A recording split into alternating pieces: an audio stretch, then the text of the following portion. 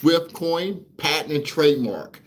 A few weeks ago, I talked about the Swift coin patent and trademark because no one had gave an update. No one had actually talked about the current status of this project's patent and trademark. And I thought to myself, well, I hear a lot of claims about the patent and trademark. But wouldn't it be important for us to actually know what the current status was? I mean, it's kind of like buying a car that says has all these extra bells and whistles. If you don't know that the vehicle still has those bells and whistles, do you want to buy it? The same concept I think about when it comes to looking at a project that claims to purport certain things that it accomplished. Are those accomplishments still current and are they still valid? So, this is what I did. I looked into that patent and trademark because I thought it would be important. And so today I'm going to go over that research that I have provided and some key areas that you need to know in case you are interested in this project called Swift Coin. Now, I'll be referring to some of my notes. And also, if you haven't done so already, make sure you go to the link in the description of this video. Be a part of the community because I'll be releasing new content in the metaverse space, but you got to get connected with me, and that's how you can get this exclusive information. So without further ado, let's get started. So when I searched into Swift Coin's patent and trademarks, I want to make sure I break it down to you to tell you what I looked at. There was one patent and three trademarks that I looked into, a total of four items. See, a lot of times we just say patent and trademark. We don't really think about it, but there was one patent and three trademarks. Now, why did this come up? Well, I discovered during my first Swift Coin video a connection that no one had talked about. Xing Shing, Alex Witt, and Rambo Land. Their names were on a patent for Swift Coin. But I wanted to find out something more because I noticed that Xing Shing, one of the inventors of the patent for SwiftCoin, the technology itself, also had a patent that they created for fidelity. So I said to myself, this is a good opportunity to see what is the current status. That was a huge, big announcement that they really didn't talk about. So I looked into that matter, and this is what I found. First, as we went through the patent and trademark and I researched SwiftCoin, it was discovered that SwiftCoin, the project, was also a company. Now, this is important because oftentimes we say the project, but Bitcoin is a project, right? Somebody created this project, but it's now active. People use Bitcoin, but there's not one CEO of Bitcoin. There's no employees of Bitcoin. It's just a standalone technology, right? Through the blockchain.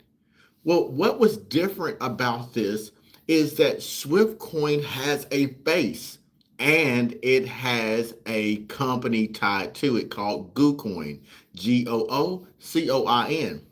Now, I found that out because as you look at the application for Swift app, it was created by GooCoin. And guess who was registered for it? You guessed it, Rambo Line. So now we have a connection that was just given to you that you may not have known by just simply looking at Coinbase and purchasing this particular project or any other place like CoinGecko. They never told you that there's a company and it's in California registered. But that brought up some other questions. And here was the questions it brought up. Well, Rambo Land, everyone kept saying he's from China.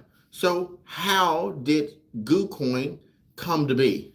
Well, that's another story for a different video, but I also discovered how that came to be. But this video, we're talking about the patent. Now, during my research, I found out that GooCoin was a company, and this company was in California, and this company is the same that takes care of the technology of Swift blockchain, Swift coin. I told you about a connection because GooCoin is in a building, a facility that's called TI Park. Now, why would you care? Like, you probably think to yourself, why do I care about the building that's in? Because the tension is in the details, folks. Because TI Park isn't just a building. It's a new startup incubator for China and United States. There's a TI Park in Milpitas, California, and a TI Park in Beijing, China. The purpose of this facility has multiple companies within this facility to assist China money coming from China to America, these companies. Now, I think that's important that we know that connection because people say it's the Chinese XRP, but they're just making these claims without understanding the connection. This is by design. Swift Coin was created by design for this. Now, I was thinking about that. And I thought about, well, why would you want to know that? And I think it's important for you to know that because you need to know that the Rambolan, who's from China, had a idea that was backed by other people, but it's regulated GuCoin from the United States. So that means the same regulations that might be scrutinized in the United States are going to be applicable to the business. So that's a positive. Now, China at the time, and still currently, wasn't so up on crypto, right? They started shutting things down a few years ago. Bitcoin companies moved out of China, came to the United States and other places. So we need to understand how the economy rolls. So I talked about this TI Park connection. Now, what did we find out? We found out that California and Beijing, China have TI Park. GuCoin is there in Silicon Valley. So we know it's in the hub of technology and investments. Now, what does it have to do with the patent trademarks? Well, this is what it got to. Now, what I found was I looked into the patent and the trademarks. And what did we find? We found that the patent for Swift Coin was abandoned. That means it is not in existence. Swift Coin does not have a patent currently on their technology. Now, that was a big blow. And before I go into that piece, what else I found out? I researched the 3 trademarks. Now, what are those 3 trademarks? Let me give them to you. I researched Swift blockchain. That was a trademark. And what does that mean? It's a design, an image, the blue icon, right? With the white bird, with the blue feathers on the side. And it says Swift blockchain. That was one trademark. I researched Swift coin trademark. What was that? That's the golden coin with Smart World Financial, right? And you saw that and it has a little type of wings on it. Swift coin. But what's the third one? The third thing I researched was the word mark. Now I'll explain this in a minute, but what's the word marks? SWFT, Swift. So who did I research that through? USPTO, the United States Patent and Trademark Office. Now this is where the meat is about this story about Swift coin and Swift blockchain. So as I researched, I found out a lot of information. And I found out some important information that you need to know. Well, don't you want to know the truth about the project, or do you only want to know outdated information about what happened in 2017? This is 2024. You need to know about 2024 and past 2024 about the project. There was no trademark that was active. They were all 3 dead. Now, why though? Wasn't that a shock? The patent is abandoned. The 3 trademarks are dead. Why? Don't you want to know why? Well, I found out why. So let's talk about it. I found out that Alex Witt was one of the inventors, the COO of Swift Coin at the beginning of this particular project start. And they wrote a letter to the USPTO and they stated that they were going to abandon one of their trademarks. And then I saw Rambolan, the CEO, write into the USPTO. And in a letter that's posted on USPTO, he stated, I want to keep these other ones going. But the trademark company writes back. See, these are trademarks are looked at by attorneys. And they said to Rambolan, no, you can't. Why though? because in 2013, 6 years earlier, a Netherlands company by the acronym SWIFT, SWIFT, had a trademark. And it wasn't the fact that SWFTC, Swift Coin, and Swift were similar by the way that they looked. It wasn't, in fact, because the logos of Swift Blockchain, Swift Coin, or Swift Wordmark were the same. No, no, no, no. This is what it is. It was because the industry that Swift, SWIFTC, was in was too similar to the industry that Swift Coin was in. That was the letter that the patent office sent to Ramboland. And in 2019, Swift Coin that we know abandons their trademark. But we found out something else. Not only did Swift Coin abandon their trademark, but about a year later, guess what? The original company, SWIFTC, FWIFT, the one that had nothing to do with Swift Coin in 2013, their trademark was dead. So Swift Coin, if they wanted to, they could pursue it further. But this was time for a rebrand. And I estimated why that this was a good opportunity for a rebrand. But we need to go back to something before we move forward. Why didn't they take care of that patent? Isn't that important to you? See, don't get distracted by what the left hand's doing, because the right hand's over here. You can't forget about the patent and only talk about the trademarks. There's trademarks and patents, right? So this is what I want you to know. The patent. There's fees associated with this patent. And I went through an example of some of the fees. Not the fees that they paid, but an example of the type of fees that someone will have to pay to keep a patent. It's very, very expensive.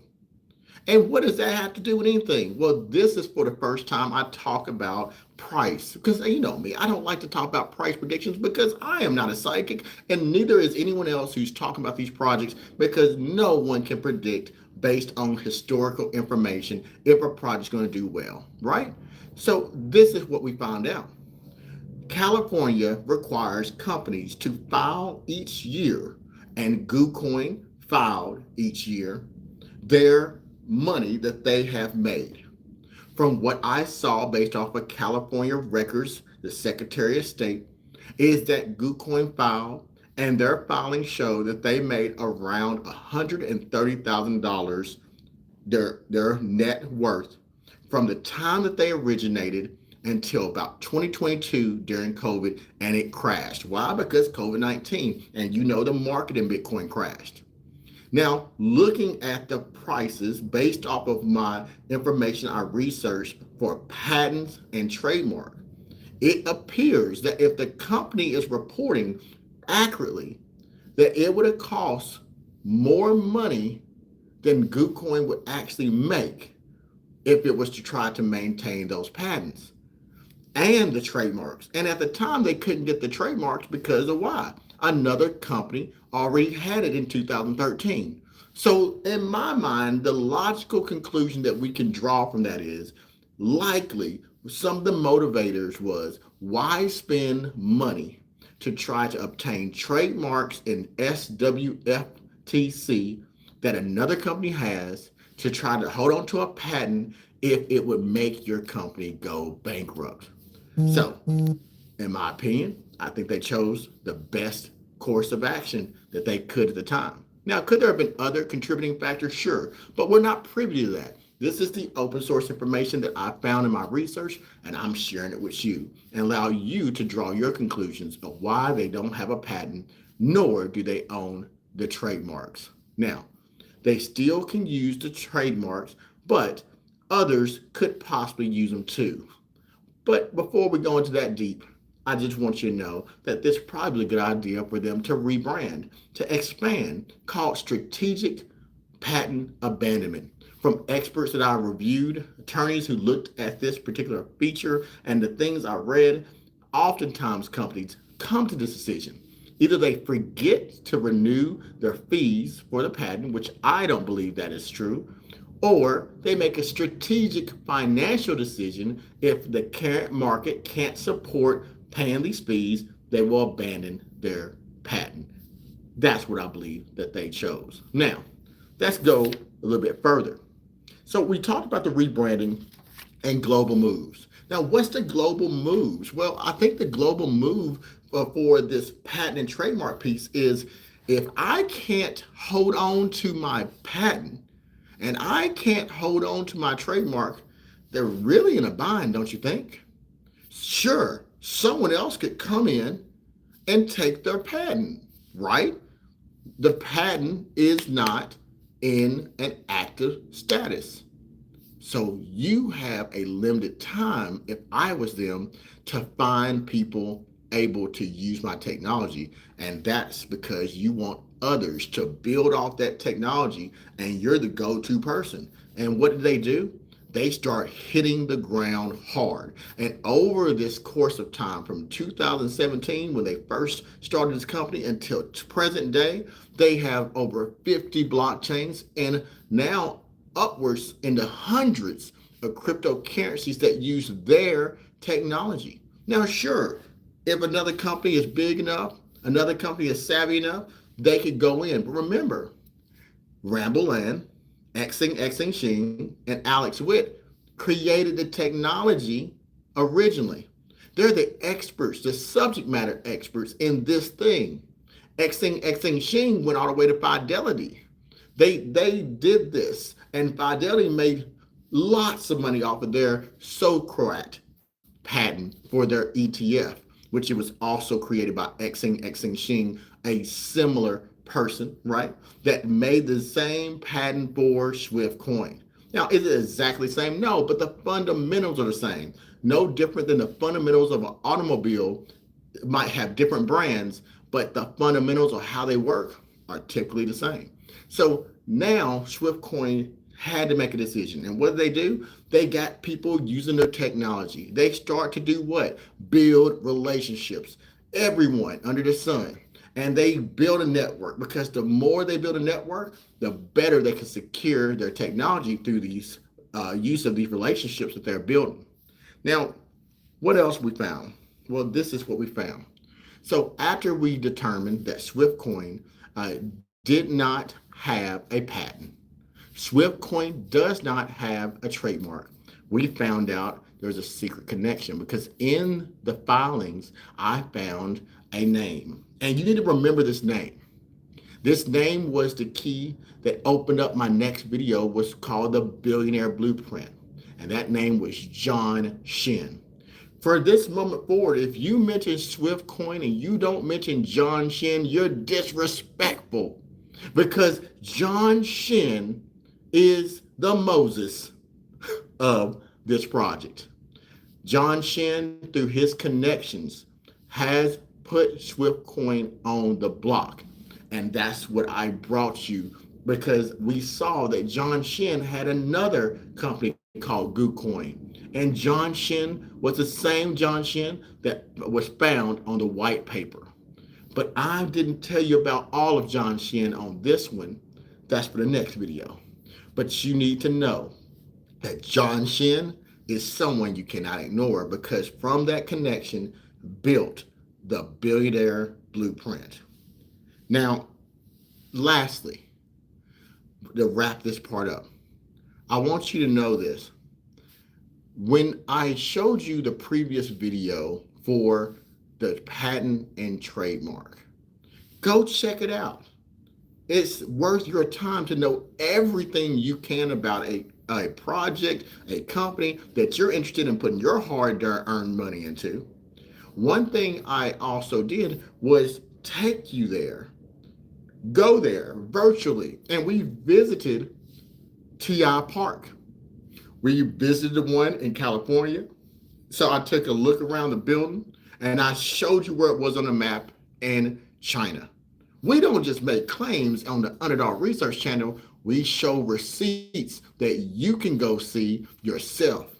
And then we didn't stop there. No.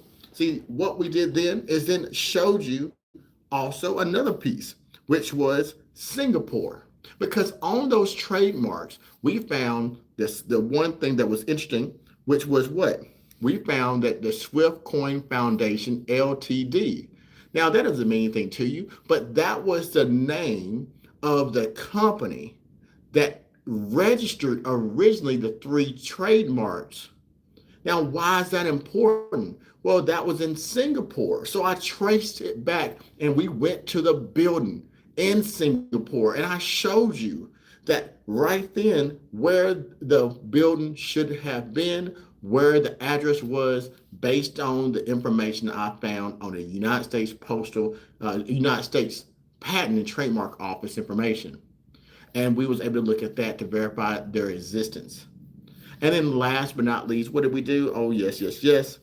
After we looked at that piece, we went back and we was able to see that Ramboland, originally in Singapore, through the Swift Coin Foundation Ltd, the name of the company, wrote back about his trademarks.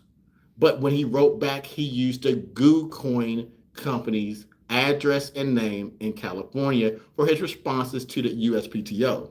And that told us something very significant, that there was a break, a cutoff from the Singapore company to the new registered company. And that it was important because through those connections with John Shin, GooCoin, Ramboland, the trademarks registered and responses having association with GooCoin, it allowed us to determine something that was phenomenal that I will talk about in the next recap, which was the Billionaire Blueprint Part 1. So that is all I have, folks. I hope you enjoyed this recap of the information. I need you to do me a favor, though. Go to the link in the description of this video. You got the Telegram, join my Telegram. And also, if you want the exclusive content that will be uploaded to the metaverse for the Underdog research community, then follow the steps to get started. Then reach out to me and I will give you access to that, but you have to take action. Now, one more thing, folks. Just imagine this. I talked about this earlier. If everyone was to take their research, instead of waiting for these companies to market and waiting for these companies to get more information out there, how about we do it? See, you have the power, but it's up to you. If you like and see the value of the information here, research over hype, then send it to your friends, share it on your social medias, take charge of your own investments and your interest. And maybe one other person will see the value too, which will help everyone in the long run learn about these technology projects and support the projects that you believe in. Well, that's all I have, folks. Until next time, this has been the Underdog Research Channel. Take care and see you later.